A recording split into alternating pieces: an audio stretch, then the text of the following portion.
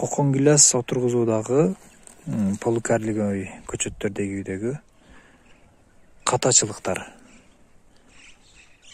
Бул эгилген жылы жалгыз өзөк калтырылат дагы могул жерден кыркылат. Анан бул бутактар өсүп чыккан бутактар ушул бутактар. Экинчи жылы могул бутактар өсүп чыккан. Бирок катачылык азыркы жаңы метод боюнча өстүрөбүз дегендер болсо, бул полукарликовый көчөттөр туугандар, эсиңиздерге сала кетем.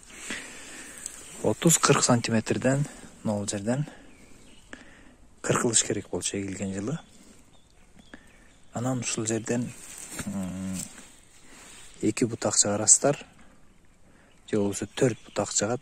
2 бутак чыгат биринчи жылы. Ошол 2 бутакты күтүп туруп июнь айынын башында ошол бутактар мындай өскөндө ошол 15 сантиметрден дагы кыркылыш керек болчу. Ал кыркылган жерден дагы 2 бутак чыгат. Ошондо 1 жылдын ичинде сиздер бир өзөктөн 4 бутак чыгарасыздар.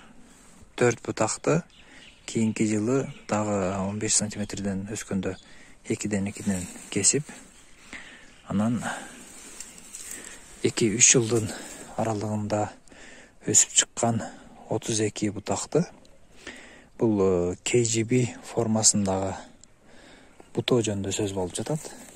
Ошол 32 бутакты мына 2 жылдын аралыгында, максимум 3 жылдын аралыгында ошол 32 бутакты мындай чубук камчы бутактар деп коет.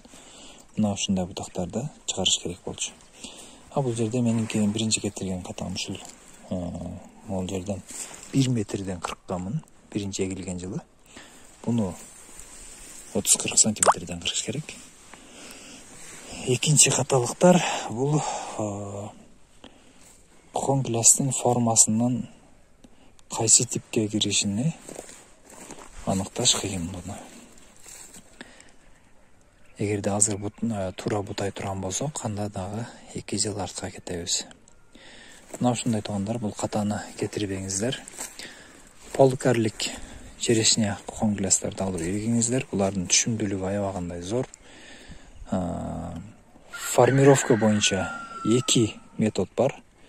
Жаңы методдордун бири KGB формасы, анан UFO формасы деп коет. UFO формасы мисал келтирсек, мына UFO формасы ушундай кыйгача келет дагы. Анан үстүнөн бутактар чыгат.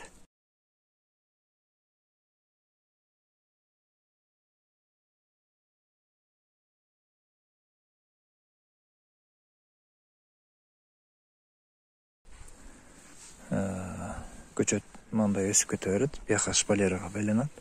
Анан желкесинен өсүп чыккан бутактарды камчы бутактарга гилес байланат.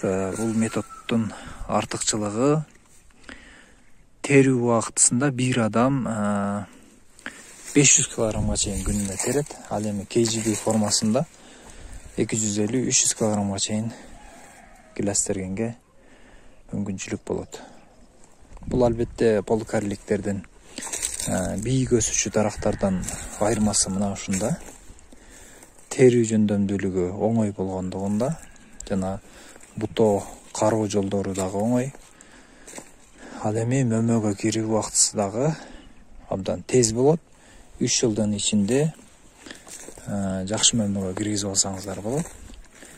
Коромжо кылбастан азыр аз гана жерден көп түшүм алууга өтө чоң мүмкүнчүлүктөр бар.